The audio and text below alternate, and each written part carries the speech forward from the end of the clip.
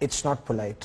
जंग जीतने के लिए 3 चीजों की बहुत अहमियत होती है, गैरत, ईमान और अकल। लेकिन यकीन कीजिए पाकिस्तानी कौम यानी आप इन तीनों चीजों से खाली हैं।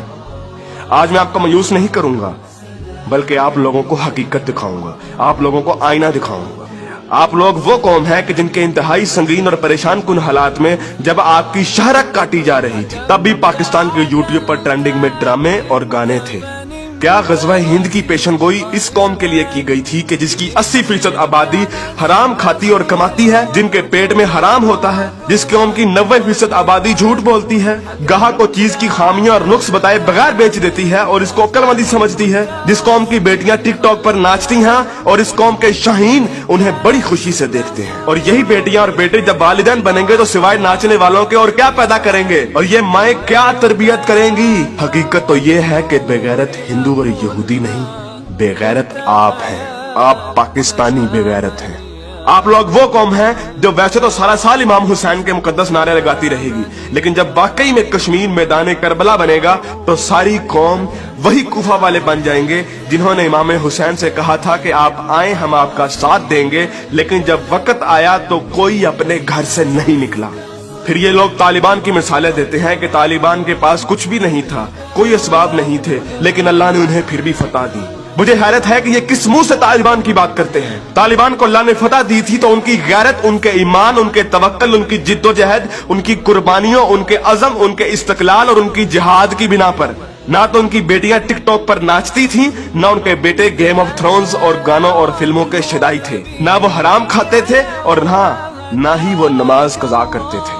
कश्मीरी तो बेवकूफ है कि उन्होंने इस कौम से सारी उम्मीदें लगाई हुई हैं, जिस कौम के नौजवान मुजाहिद भी हैं और मुफ्ती भी हैं, लेकिन सिर्फ फेसबुक, ट्विटर और इंस्टाग्राम के। बल्कि लोग नौजवानों को और इस यूथ को बहुत सराहते हैं, कहते हैं कि ये पाकिस्तान का एसेट है, लेकिन मैं ये कहता हूँ कि ये नौजवान लानत है। इस वक्त पाकिस्तान की तकरीबन तमाम यूनिवर्सिटीज फहाशी, फहशगोई, गलाजत, नशा, इश्क व माशूकी का अड्डा बनी हुई है। इन नौजवानों ने इस्लाम को मजाक बना दिया है। इन्हीं नौजवानों ने मॉडर्निज्म के नाम पे फहाशी और बेहयाई को रिवाज दिया है। हर लड़की आजकल टाइट्स पहन के फिरती है। इस्लाम और तहजीब का कोई नामो निशान ना यूनिवर्सिटीज में है, ना कॉलेजेस में। आज के लड़के गर्लफ्रेंड बनाने और लड़कियां बॉयफ्रेंड बनाने को फख्र समझती हैं। इन्हीं नौजवानों में चर्च और सिगरेट एक फैशन बन चुका है। हॉलीवुड के गाने और फिल्में और खुसूसी तौर पे नेटफ्लिक्स आज फैशन, मॉडर्न और पढ़े लिखे होने की अलामत है। और फितने सिर्फ शहरी इलाकों में ही नहीं, देहात में अक्सर मसाजिद खाली पड़ी रहती हैं।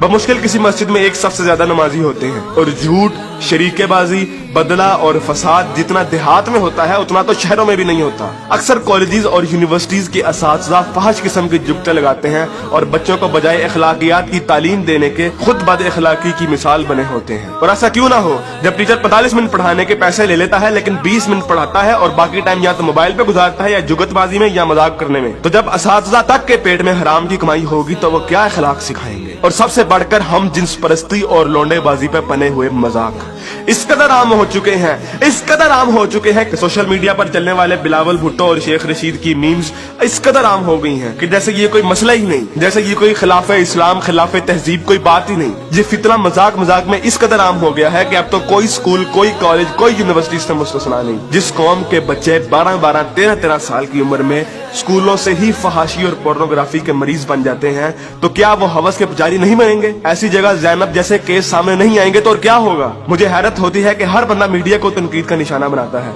हर बंदा मीडिया को फहाशी का असल कसूरवार ठहराता है, लेकिन खुद को कोई जिम्मेदार नहीं ठहराता, जो उस मीडिया को बड़े शौक और बाकायदगी से देखता है और उस मीडिया को अरबों रुपए का बिजनेस भी देता है।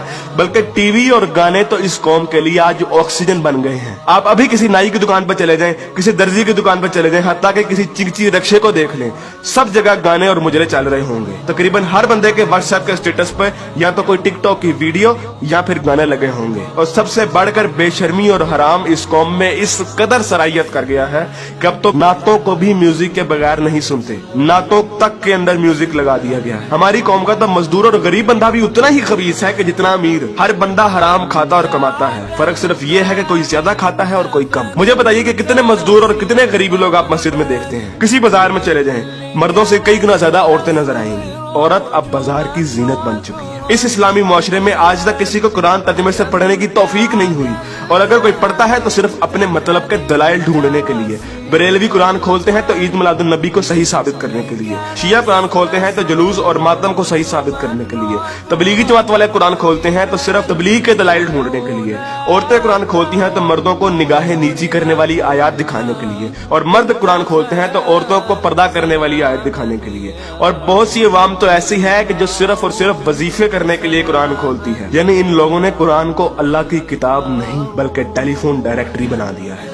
अपने मतलब का नंबर निकाला और डायरेक्टरी बंद। उलमा भी इन लोगों को कुछ नहीं कहते हैं। हर जुम्मे पे उलमा सिर्फ फजाइल की बातें करते हैं, कभी लोगों को ये नहीं कहते कि बेगैरती से कैसे बचा जा सकता है, बदगुमानी से कैसे बचा जा सकता है, झूठ से और फ्रॉड से कैसे बचा जा सकता है। उलमा भी लोगों को नहीं कहते कि कुरान तर्जुमे के साथ पढ़ो और सुनो कि तुम्हारा रब तुम्हें क्या कहता है।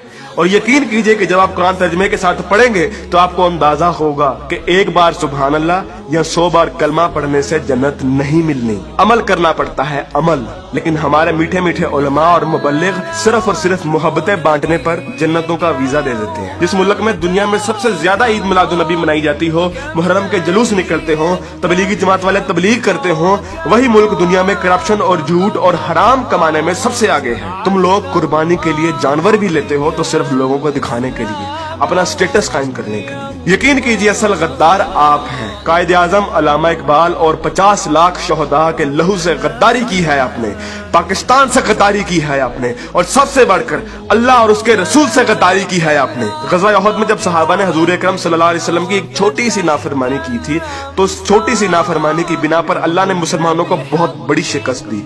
हालांकि वो सहाबा थे और अल्लाह के रसूल भी उनमें मौजूद थे। लेकिन आज आप लोग ये कहते हैं कि अगर जंग हुई तो आसमान से फरिश्ते उतरेंगे कतार अंदर कतार। तो पहले अपने अमाल और अपनी औकात देखिए और फिर बात कीजिए। ऐन मुमकिन है कि आप लोगों को इस तकरीर का कोई असर ना हो, क्योंकि जिस पेट में हराम, जबान पे झूठ, कानों में गाने और आंखों में हवस भरी हो, उन दिलों पर हक की बात असर नहीं करती। मैंने कभी इतनी बदतमीजी और सख्त अल्फाज से बात नहीं करनी थी, लेकिन यकीन कीजिए मैं बहुत मजबूर हूँ साफ साफ अल्फाज में अपनी कौम को उनकी हैसियत दिखाने के लिए कि असल में बदनामी के जिम्मेदार आप लोग खुद हैं, कि असल में जलालत आप लोगों ने खुद खरीदी है। ना तो आप कुरान के मोमिन हैं, ना इकबाल के शाहीन।